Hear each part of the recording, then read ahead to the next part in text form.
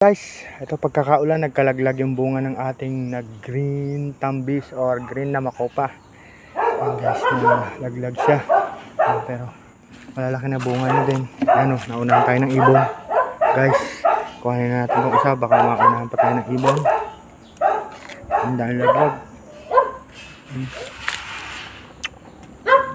Laglag guys. So kuhanin na natin ito. Dito guys, ito ayan, malalaglag yan yan.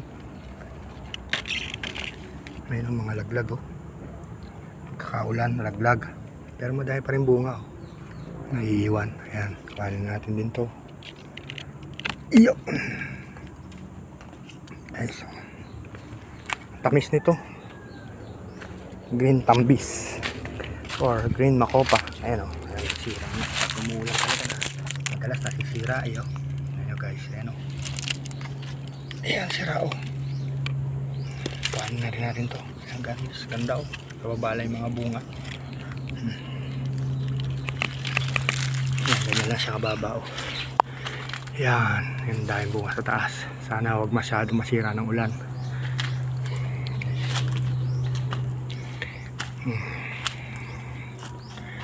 Ganda. Yan, meron pa malaki. Yan, paano pag umuulan talaga, pagkakaulan nasisira.